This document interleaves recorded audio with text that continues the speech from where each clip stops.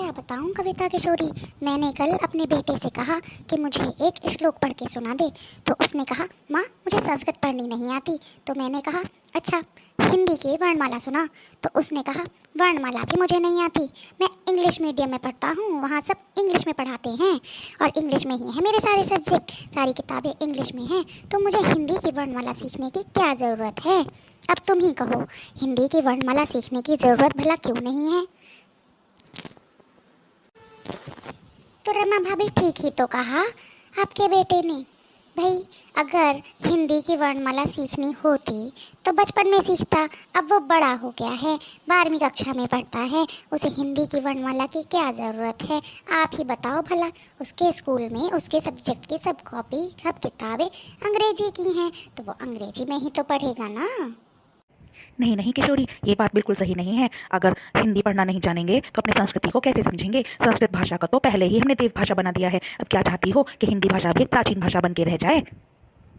मैं तो इतना जानती हूँ, हिंदी हमारी मातृभाषा है, बच्चों को कम से कम इसकी वर्णमाला तो आनी ही चाहिए। क्या तुम दोनों को वर्णमाला याद है या तुम भी भूल गई।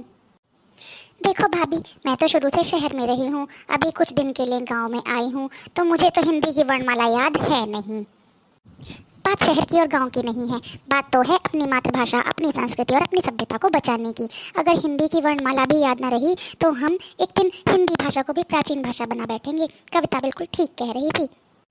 हाँ रमा भाभी, आपने बिल्कुल सही कहा। हमें अपने बच्चों को हिंदी की वर्णमाला दोबारा से याद करवानी होगी, और अगर हम भूल गए हैं तो हमें भी दोबारा से याद करनी होगी। मैं आज ही अपने बच्चों को हिंदी की वर्णमाला के विषय में पूछूंगी। उन्हें अगर याद है तो अच्छी बात है, याद नहीं है तो आज से ही याद करवाऊंगी। एक बार जरा सभी मिलकर हिंदी की वर्णमाला पढ़ लेते हैं। ठीक है तो सुनो, आ इ ई उ ए ऐ ओ औ अं आ ऋ का खा गा घाड़ा चा छा जा जा या टा ठा डा ढाणा ता था दा धा ना पा फा बा भा मा या रा ला वा शा शा शा सा हा छा त्रा क्या। भाभी मुझे तो कुछ भी याद नहीं हुआ, सोचती हूँ कल से कॉपी किताब लेकर आऊंगी आपकी इस कक्षा में, और सब कुछ सारा काम जो आप मुझे देंगी करने के लिए उसे मैं लिख लूंगी और याद भी करूंगी, बच्चों को भी याद करवाऊंगी।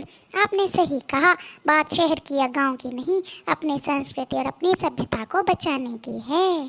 धन्यवाद रमा भाभी।